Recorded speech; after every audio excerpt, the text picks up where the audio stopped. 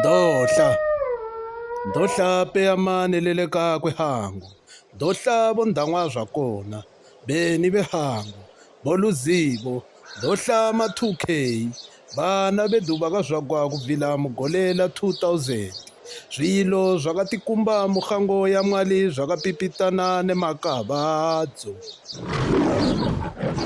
Zvechikadzi zvazvo zvina magalo anohuhumadziwa zvawo kamwaza, zvina matilokwana akalembeledziwa muzvikombo nemuzvimilo, zvechisana zvina miholo yakakerwa kunge miholo yefuye, zvina mapurugwana anombaligwa muzvibvi.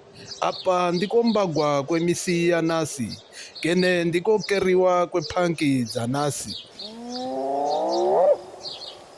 Ndikati ndohla, ndohla dangwa nezina ndili nthutana, ndohla gongobogwa kulebwa nechikuwa kuhi. You are so old fashioned and boring. Kuyago kutigwa kuti tibvume vete kose kwavanohaka, vete zvose zvinohanisa mimoyo yavo, zvinogutsa ivo kene zvili zvivivi.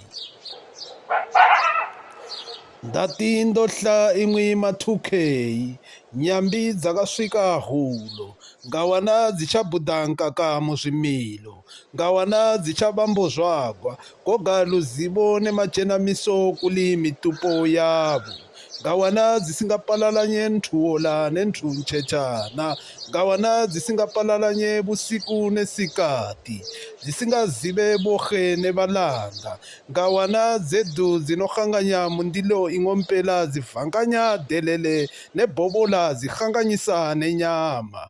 Imwi vana vedu vakazvagwa kubvila mugolela 2000.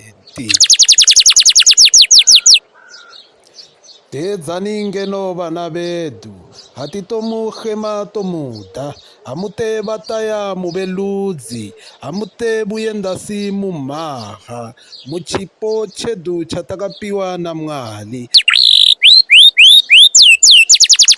Koga imi ndohla, ndohla mikumbulo yenyu nechenjelela ntome kwenyu, ndizvo ndipama nditi ndohla. Ndohla zvangu imwi ma-2K, vana vedu vakazvagwa kubvila mugolela 2000.